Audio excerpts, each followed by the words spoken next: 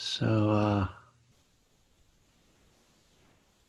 I just was thinking this morning how hard this is, and it continues to be to live in this way, and I'm specifically talking about the disease that's moving around the world, not the other things that are so hard, but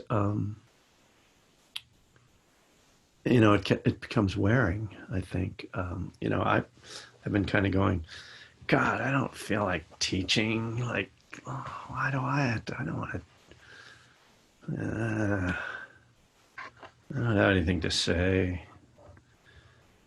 And it's like, well, that's not a good sign when that mind state comes over me.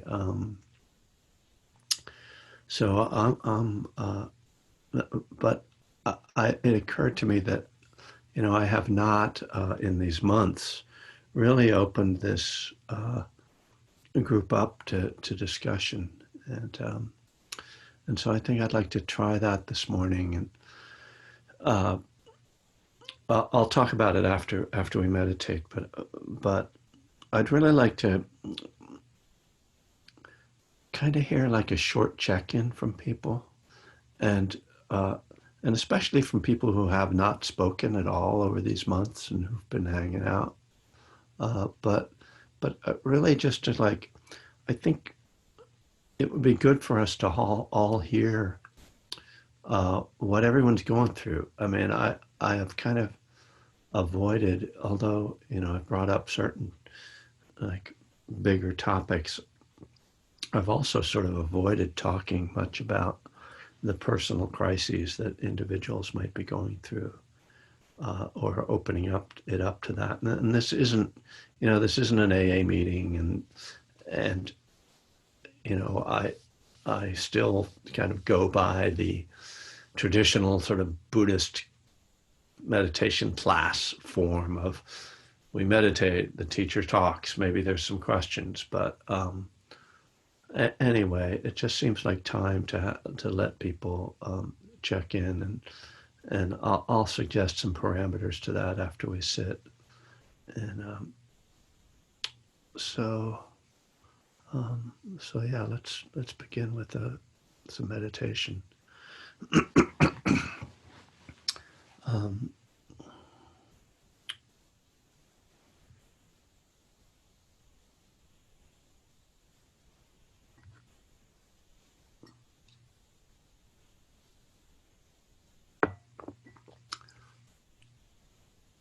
so just beginning by establishing your posture.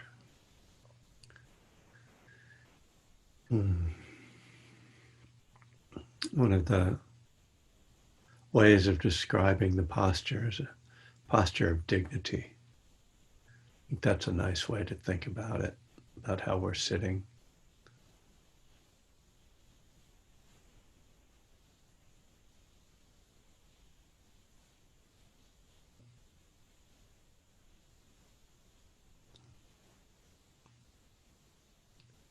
And also having a quality of ease in the body.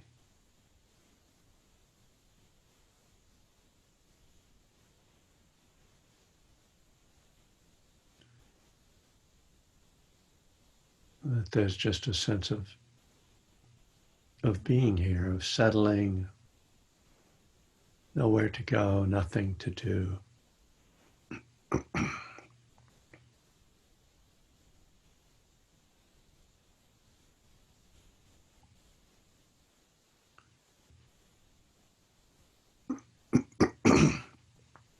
This morning I'd like to suggest, and really only a suggestion, but something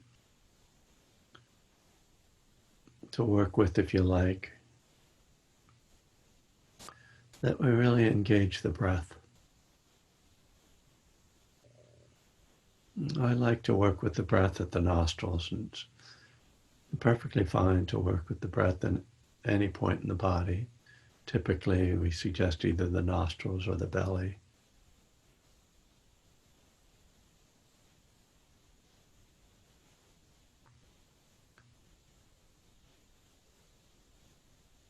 that you can start with really sort of an overall feeling of the breath in the body. Just a few breaths where you feel the whole movement of the chest and belly, even the shoulders sometimes. The ribs are expanding, the back. And the breath is moving in and out at the nostrils. The lungs filling and emptying.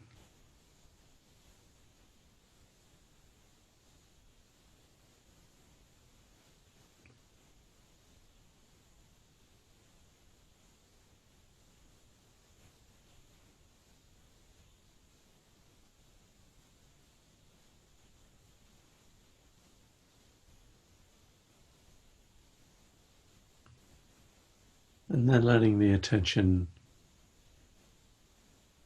come in more close, be more intimate with the sensations either at the nostrils or the belly.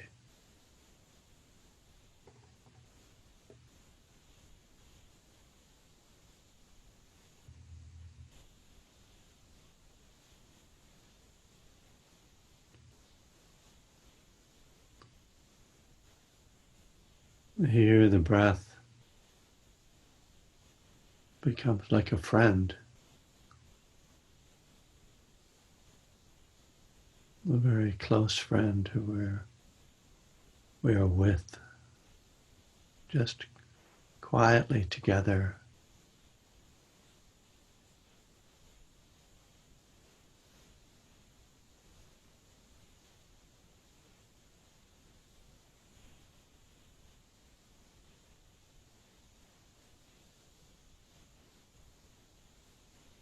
There's something comforting about the breath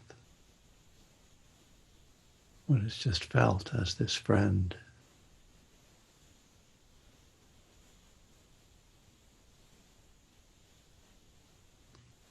Our dear companion.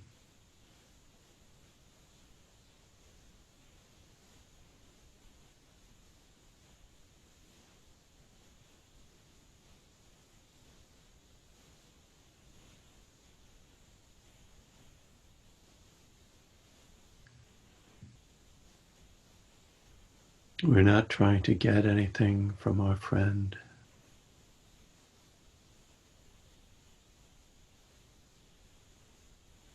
We know each other so well, there's no need for conversation.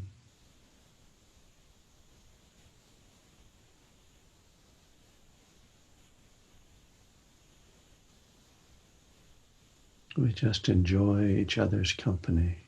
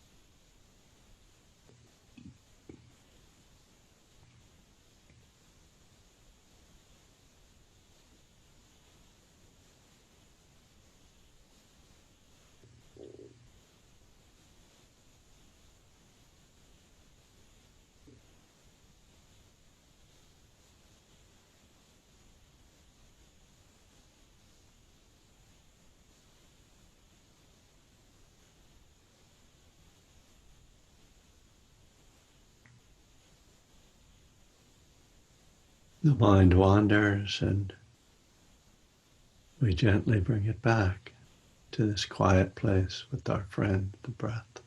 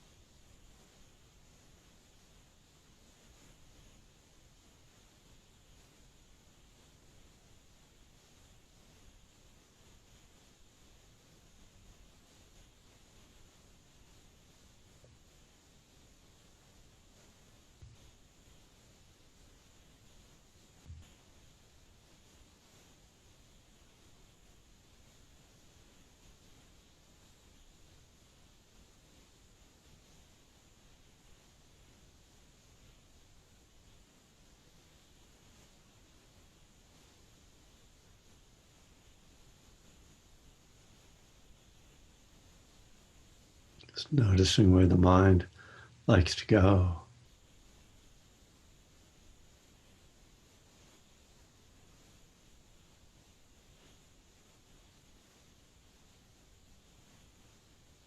Perhaps seeing the implications of that habit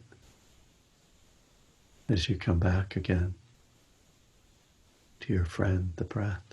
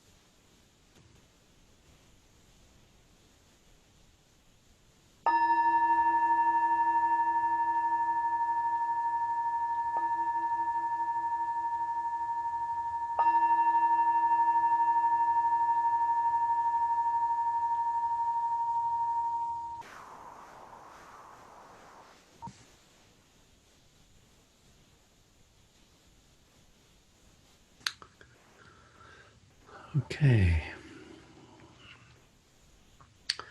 I'm just giving a little less instruction these last couple sessions. So, yeah, so just to,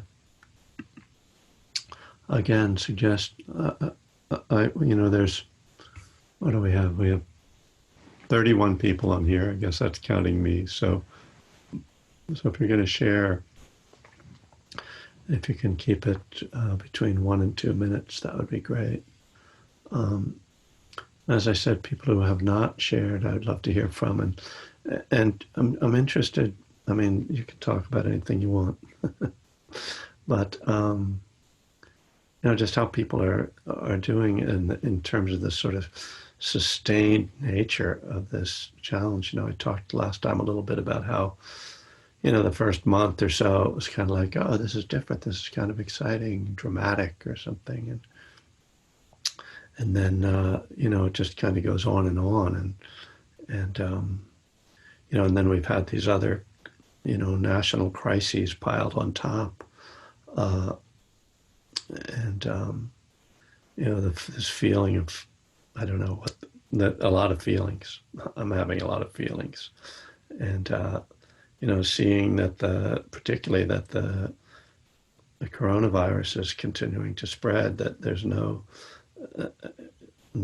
sense of it slowing down at all. And the story I heard on the radio this morning was that essentially older people are tending now, fewer older people are getting sick now because they're following the guidelines. And that the median age of people testing positive in Florida right now is 37 years old. So young people are kind of going out and sort of thinking, whatever, maybe out of impatience, but also thinking they're immune because of misinformation. And then, so anyway, I'm just saying, like, it just keeps changing and it keeps being the same. It's one of those, the bad stuff, the bad part doesn't change. I don't know. Anyway, I guess I guess there isn't a good part. So anyway, so I open it up. I'm just going to let people unmute themselves to speak, and if two people get on at the same time, we'll sort it out. And if I feel like somebody is going on a little long, I might give you the bell in a very loving way. So, who would like to share?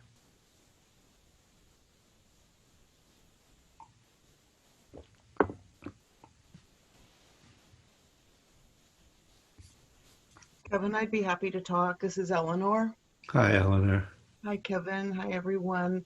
On that topic that you just touched on at the end of what you were just saying, I've been following the trajectory that you just described of kind of like, oh, wow, this is really weird. What this could have turned out to be interesting, to like plummeting into very dismal, very intense, depressive states. And maybe 10 days ago, a week or 10 days ago, I thought, what can I do about feeling so crappy all the time? And I just decided that it's a possibility that I could find joyful moments in each day, in each activity, in each whatever, and try to guide my awareness to being more present with what is actually going pretty well in my life. I'm not sick.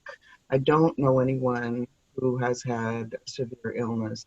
All the people I'm in contact with are also struggling, also dealing. People in my age group are having a lot of revisited trauma around the civic unrest and the racism and stuff. So, that's all visiting me too. But I'm finding the other very positive thing is that I'm finding the time to do short meditation sessions across the day, most days, which is something I've wanted to do for a long time, but my schedule didn't really allow me to sit down at midday or in the late afternoon with any energy at all and stay awake. So that's a huge benefit to me, following a phone app that you recommended, Kevin, and it's it's very beneficial to me to have that frequent. I mean, maybe 3 times across the day that I'm sitting for 10 or 15 or 20 minutes. And in addition to the morning meditation, in Yeah. addition to you 2 times a month, deep thanks to you for offering these times to come together as a Sangha 2 times a week. It was really a benefit to me initially, and it continues to be. Thank you. Thank you. Thanks, Eleanor. That's beautiful. And I'm with you in terms of just having to be very intentional about trying to. I mean, I've been working a lot like the last week with sort of cognitive behavioral stuff that I know, like talking back to the negativity and noticing like my mood is really bad when I get up in the morning, like, and that's like goes all the way back to being a teenager. And that one of the reasons I became a musician was that I was happy at night and I was unhappy in the morning. So I figured if I slept through the morning, then I could just like have more night.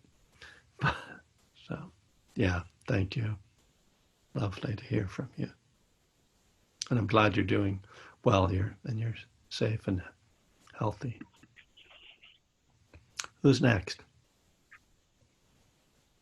I'd like to share. Great. Liesel. Oh, Liesel, hi. Hi. I didn't see you out there. So I just started plugging into these, and I'm really happy to be with you. Say where you are, because that's the other thing. Just it's nice for people to hear where people are. St. Petersburg, Florida. Yeah. Yeah. And so I appreciate you bringing up this topic. It's been, and also what the person who just shared brought up of just needing to be intentional. And I feel like I've noticed a lot of gifts in this experience in terms of things being available that weren't available, all the way from California, being here in Florida, that have really benefited my practice, so just noticing those itty bitty miracles that evolve out of even the most difficult things. But I think what I'm experiencing at this point is kind of maybe fatigue, about it, because, and just forgetting to, it's just this weird thing of like in Florida that we're in phase 2 of, you can go out to restaurants and all this stuff. And I've got 2 teens who are definitely doing what you're talking about. And we're trying to pull it back in. And like, I'm trying to follow guidelines, but they're, anyway, it's a true test of the practice. And when things were more contained, I felt like it was more obvious that I needed to be more intentional. So, so anyway, just kind of needing to bring it back to me and my practice versus like what was going on with everybody else. And also anything that you could offer about step 2 and step 3 as it relates to this, I think would be helpful. Thanks, Liesl. Lovely to see you, and that ability to be with people. And it's one of the things I've been telling people. What I've really been enjoying about this class is seeing people like you that I ordinarily only see at special places and times. I think the fatigue is really the reason that I wanted to open this up like this today. You use that term, that fatigue, that it's grinding on us, And I was going to ask how your kids were. So, yeah, I know it's tough for them, really tough. Step 2 and step 3, boy. I guess it seems like more. I mean, certainly, like this is really a step 1 moment to a great extent that we're really powerless over this, in this sense of like, this thing just moving through our lives. So I don't have any great wisdom about it, that just turning it over, it seems to be, I mean, it is, first of all, it has been for me like, okay, this is just how it is. I'm going to work with this. But then, as Eleanor talked about, like eventually this and you're saying with the fatigue, the kind of depression, I've been experiencing depression for the first time in, I think, 7 years. And um, so it's not enough, turning it over isn't quite enough. And that's where the intentionality comes in. So, so there I kind of look at the word care that's in step 3 that I think often gets overlooked, turning our will and our lives over to the care of God. And so since, this whole like Buddhist approach is so not about God, it's like, I need to engage in self-care, and I need to seek out the things that are going to help me. Um, on Sunday, I spent some time with, I'm mentoring in the mindfulness teacher training, and we've been going through some diversity training, and I spent some time with one of the other mentors, and we went through these case studies about people resisting talk about diversity, basically, that in our groups. And that was like that was something I suggested to her, and it was very intentional on my part. Again, like, I need to do this, and so it's not typical third step.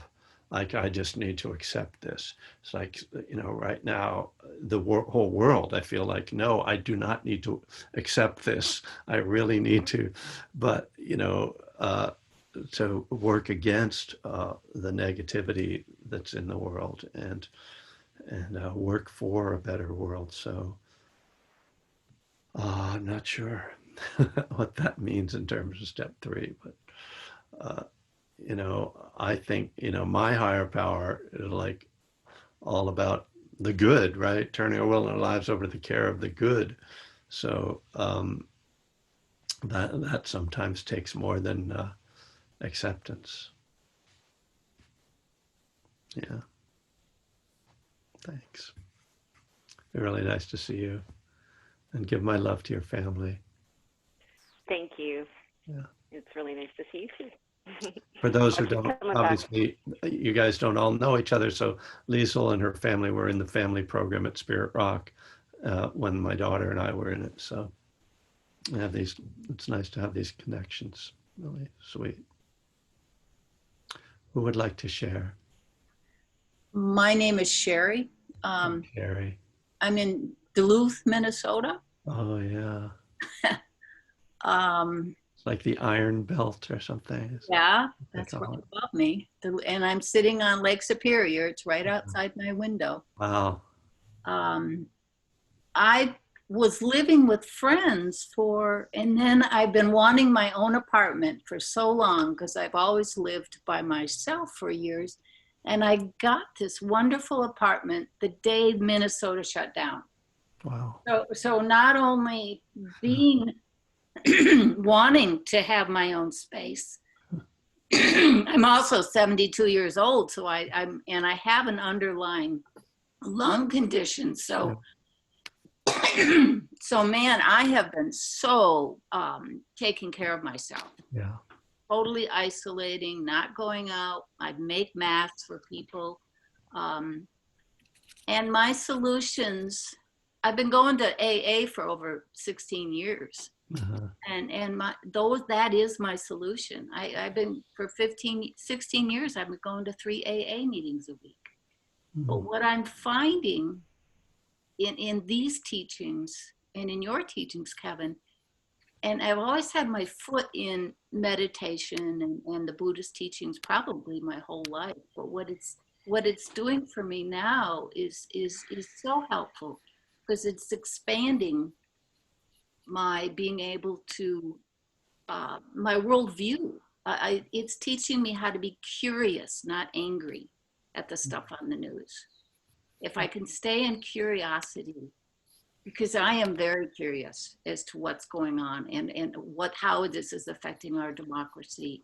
And the Black Lives Matter thing, I had to just, 2 days, I had the TV on day and night, and I just immersed myself and tried to feel what was going on here. And I'm reading books, and so on some level, my worldview is being very expanded. My spirituality is being very expanded Yeah. by doing this work. Yeah.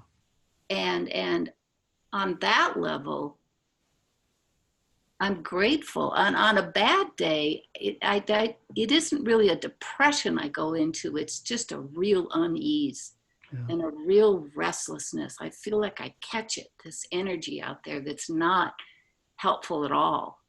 And so those are the days I just go to bed early. I'll pass. Thank you, Sherry. And I do worry about people who are living alone. And are you getting to see people like, social distancing at all? Or Yeah, what I decided, because I do a lot, everything I do now is Zoom.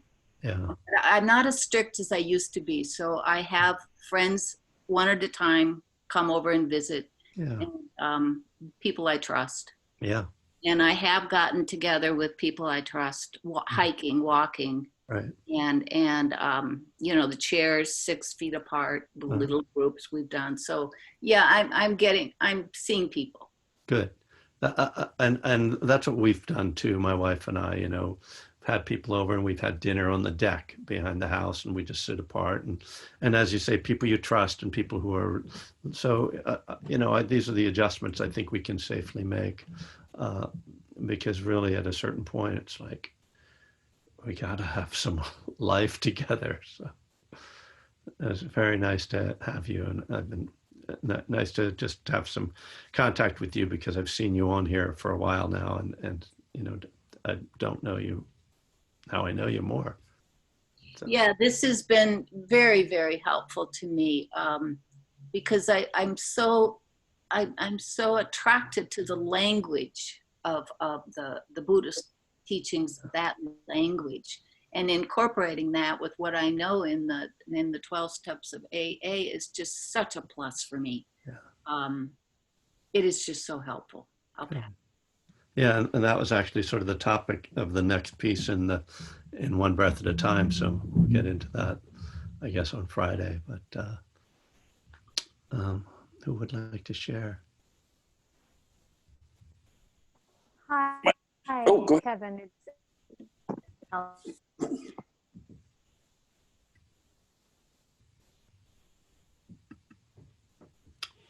I didn't hear who that was. Oh, it's Alex. Can you hear me okay? There you go. Yes. Hi. Yeah, Yeah, I'm pretty new to this group.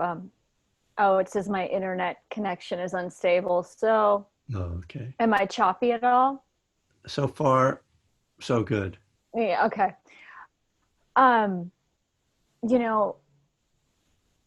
was just thinking about situations that were sort of world altering that I was not present through. Like I ate compulsively through Rodney King. I drank through 9/11. I'm not doing either of those right now. Good. So in a selfish way, I'm like, yeah, I'm doing great. Right. But like, I'm a little too young to put so much attention, and I mean young in my sobriety, to put so much attention on that. I really need to focus on the patterns that the volume is turned up on right now.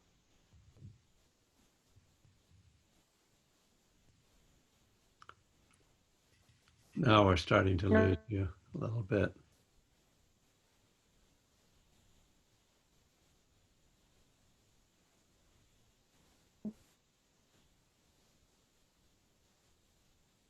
Cut off. Yeah, you froze on us there, Alex.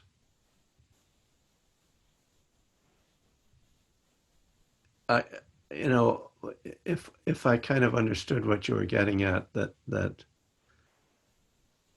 you're feeling like your recovery is more fragile, and you need to kind of focus on that more than like be open and exploring a lot of other things, which is really smart and wise to take care of yourself. And I think it's why some people have resisted my going into starting to talk about racism or starting to talk about more social issues. And I know, that I understand that. It's been a little bit of a tension for me in terms of what I'm sort of drawn to wanting to talk about and maybe what people want. So you're okay with that? Okay. Thank you. Who would like to go? Hi, everyone. I'm Chris. Hi, Chris. I did want to just say real quickly, I mean, I'm an alcoholic and I haven't had a drink all day. And that's important for me to remember because, I mean, I haven't had a drink for over 9 years, right? But boy, I end up taking that for granted. And I have to be careful doing that. I mean, it's important for me to remember that, no, I've got this compulsion that I need to, and yeah, so I should remember that it's a wonderful thing that I have not had a drink all day. Just by way of introduction, real quickly, I've lived in Arizona for a number of years, and I'm in Manteca, which is about an hour from the Bay, east of the Bay. And I came to California at the beginning, end of February, to explore California and find a broken house to fix up and live in and that kind of stuff, hopefully near the coast. And then I got shut in. So I've been shut in now for 3 months, which went just fine for, the first little while. Right. But then more recent, I mean, because there's all kinds of, I've been connected very well and I've made lots of friends with lots of groups and all that. But recently I've noticed just the tendency to isolate. I mean, there's all kinds of great stuff that I can read and watch and learn about our current issues and all that. But instead, my desire has been to shut down, just go to the comfort of watching a movie or just not doing any more homework, and just withdrawing. And so I just wanted to throw that out there that I've noticed, and it's important to be mindful. I mean, I was mindful of the idea that I was hoping that in Tulsa, everybody would get sick. Do you know what I mean? I mean, that's not good thought. Anyway, so I just wanted to say hello. Thanks everyone for being here. Thanks, Chris. I think those are very something many of us can relate to as well. All of that, and I think there is a balance between pulling back. I mean, because it can be overload. To be, I need to read every book and every article and keep up with everything. So I don't. I mean, I again, like you said, we have to be mindful about kind of keeping a balance. So, am I engaged, or am I, overwhelmed? Am I pulling back? Am I isolating, or am I being, withdrawing, or am I practicing self-care? And it's an ongoing question that we're all addressing, and we all have to kind of deal with in our own way. But I think you make a good point that, like, the bottom line is we don't drink or use no matter what, and then the rest of it can be imperfect. That's just the one place we have to be perfect, right? And even that, if we slip, okay, we can come back and start again. But, or if we can maintain that, though, if we can maintain that sobriety, then we can kind of work with the rest of it and try and do our best. And if we don't do enough self-care, and if we get overwhelmed, we're more likely to relapse anyway. So, but as you say, if we just isolate and pull back, shut down, then we're kind of feeding that negative part, that other part of our disease, that escapist part of the disease. So, yeah. And thank you so much, Kevin, for doing this, because I mean, my version of the second step is that I can't do this alone, right? And this is just so helpful. Good. Thank you. I think I bet, Angela, would you just do me a favor and put in my Donna information on that note? Thanks. So I was so miserable, sort of in such a lousy place for our last class that I didn't put in the Donna information. I felt guilty saying, yeah, you should give me some money for that. I should give you money for having to listen to me. Shambo, were you raising your hand there? Yeah, thank you. Hi, Kevin. Hi, everybody. Hi. I just want to say thank you. What a great format this is, and really, really helpful for me. Where are you?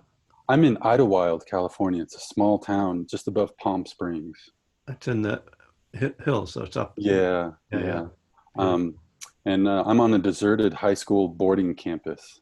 Wow. All the students left, and all the teachers and dorm parents are still here. So it's this real kind of a hermitage up here. Uh-huh. But what I'm grateful for is this real sort of deep, continuous practice that I probably haven't had since I was a kid. Really engaging your books, Kevin, really saved me. And sitting 2-3 times a day, getting out and being physical. I love disc golf. I'm a disc golf player. You play ball golf. I play disc golf. No way. Right. the eternal discussion. So really engaging my sobriety and just really being mindful and living with my partner in a real conscious, truthful way. And just really grateful for that practice. And it's just getting so subtle. This it's almost like a second noble truth kind of tanha, thirst sort of thing. I was in the kitchen the other night with like all the leftovers out, and I thought, what am I doing? What am I trying to fill here? And then I remember that integration, that continual integration. And you had this great term in Recovering Joy, shadow behaviors. Mm-hmm. Really working with those sort of deep tendencies. Yeah. And it's a wonderful opportunity to do it because there's just nobody around. It's on top of a mountain.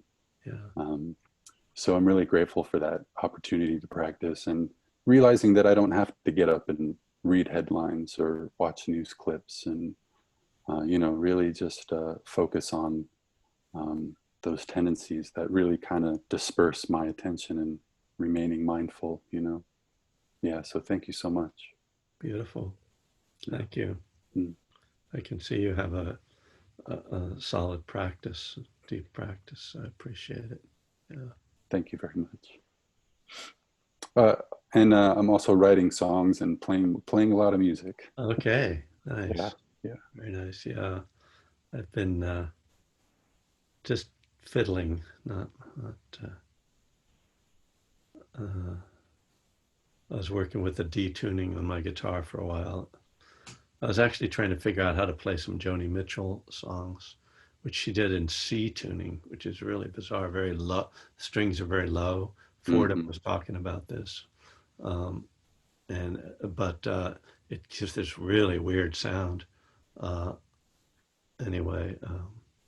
I gave up trying to play Joni Mitchell a while ago. Well, it was not, I kind of figured out this one song and then I started trying to sing and I was like, oh, forget it. Yeah. Right. Right. This isn't one like you can sort of adapt a Bob Dylan song or something, okay. No, Joni Mitchell, forget it. If you can't sing great, you're screwed. But it is a great time to, experiment, have some space to meditate or read or come to these things you're hosting. Thank you, Kevin, so much for this. I was present at I think it was Friday the 13th when Spirit Rock canceled their thing, and you said, "Well, that's right." And I was like, "Oh, what an appropriate start to this wonderful journey." And I just appreciate you saying, you get a little June gloom out there, and you're just very honest about it. But you saying it's been 3 months, I'm like, oh my God.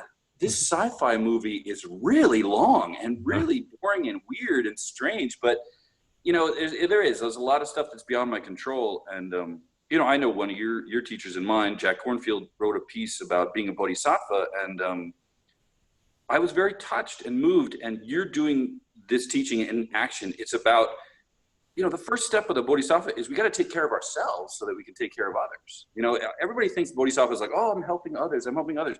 I'm one of these sentient beings that I dedicate the merit to at the end. Right. If I don't, you know, if I'm hungry, angry, lonely, and tired, I can't do anything for anybody else. So this is a great opportunity for me. I mean, anyway, my name's Fordham. I'm a gratefully recovering alcoholic, but I'm here in Boulder and I'm just finishing up a master's in divinity program. So this is making me be like, wow, let me put the proof in the pudding. Like, did I learn anything in Naropa? Like, can I bring all this onto the path when there's a worldwide pandemic? And I thank you for doing this today too. It's great. You know, I had a friend who had a technical issue and he's on the phone to India and struck up a conversation with somebody in India, and they were just connecting because it was like, oh, right, there's a pandemic happening all around the world. So it's great for everybody checking in. I'm checking in here from Colorado. It's a beautiful day. But, you know, if I turn on the news, it's like, oh my God, what is going on, you know?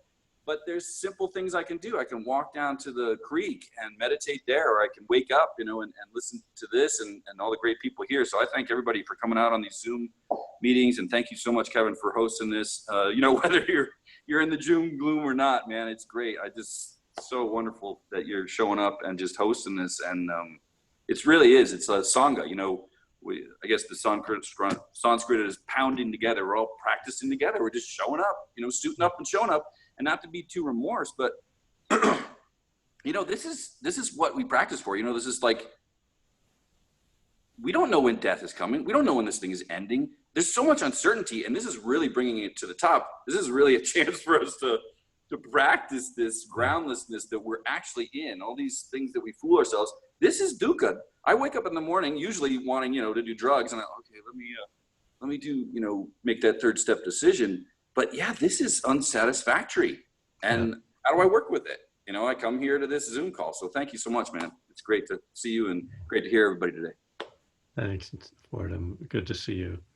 The best explanation of the Bodhisattva vow, because I've had some resistance to the idea that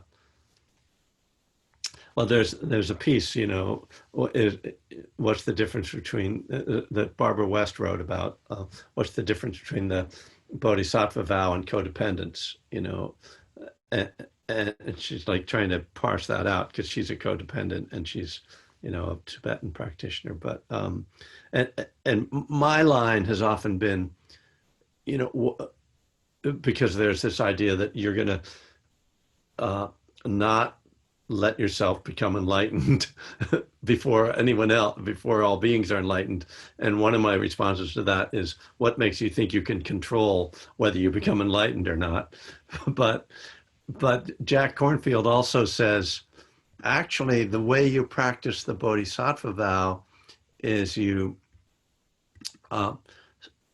the way you free all beings is that you stop making them be a self, you know, if that, and then they're all free, you know, then you're done, you know, your work is done. You've stopped creating them as beings, and then they are no longer, you know, you don't have that problem. You can move on. I don't know. I'm not expressing it right, but I think you get the idea, right? Like, so just about out of time. I think in the spirit of doing something different, I'm just gonna grab my guitar.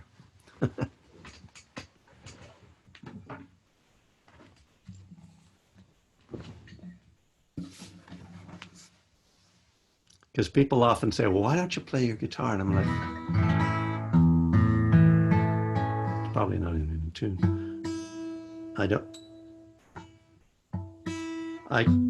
I relate playing the guitar to performing.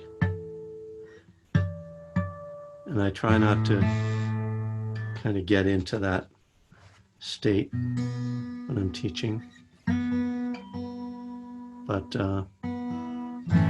you know, everything can't be the same. So I think I'll just play this little ditty, this instrumental. that I kind of was working on for a while recently, and it's somewhat based on my love of Mississippi John Hurt. It doesn't really have a title, but I messed that up already. I haven't played it lately. Oh, yeah, okay.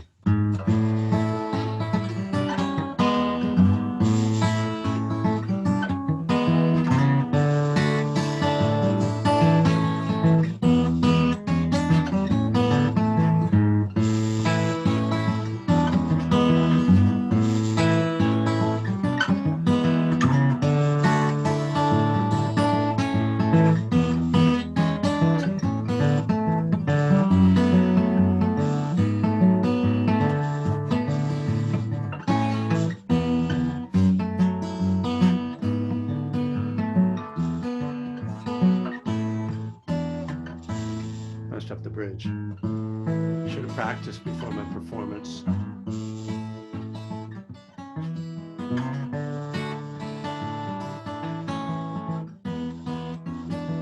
Let me see if I can get the bridge go. It goes like this. Oh,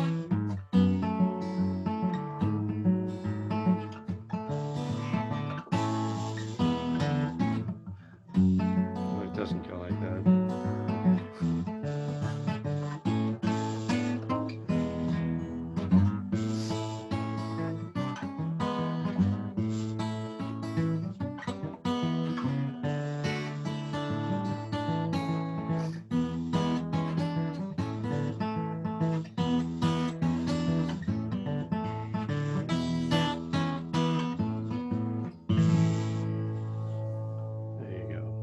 Woo!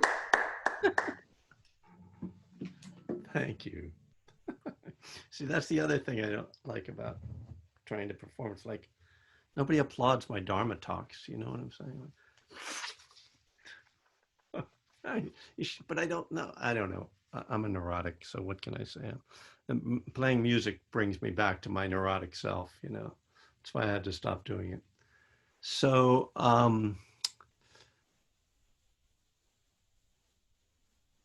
The other thing I wanted to mention, we recorded this, but because of anonymity, I don't want to put anybody's face out on the internet for you know, without. And I think we just won't even. I think Angela, we won't publish this.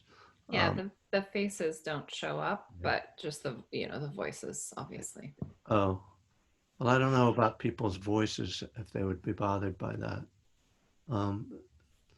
So let's just keep it safe. We'll just not, because there's a million of these freaking talks. So I'm sure people don't need another one. But this has been really sweet. I will admit that I have a little like, I've avoided doing this just because of my concern about it kind of like going off the rails in some kind of way. But I really, really super appreciate everybody who shared today, and everybody was really respectful about time. I could feel that, because there is something even more like this, time is sort of compressed on Zoom. It's like 5 minutes seems like a long time, whereas in a meeting it wouldn't be so bad. But so I really appreciate everybody seemed really sensitive to that, and there was a lot of great sharing, and someone just commented about that.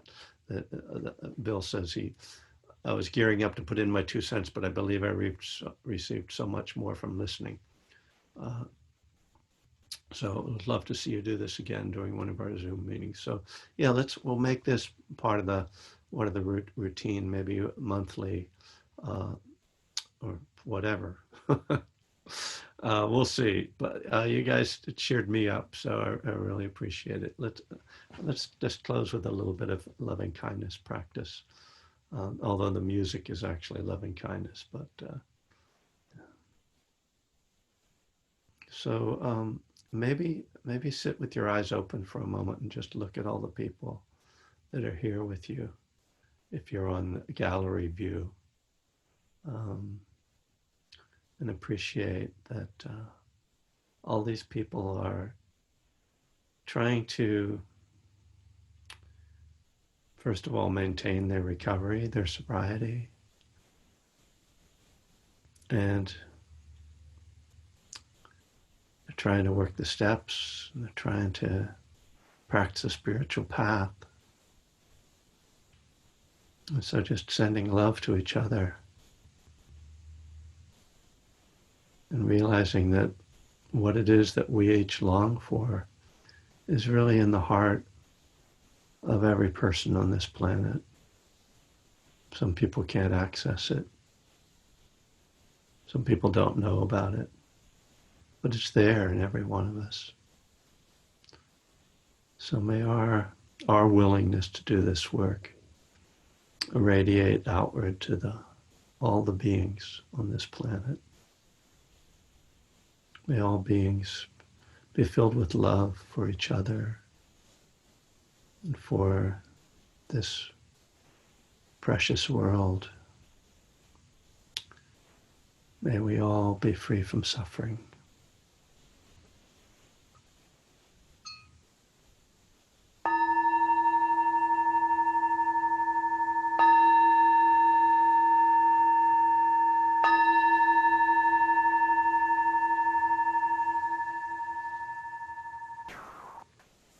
Thank you so much. I'll see you on Friday night.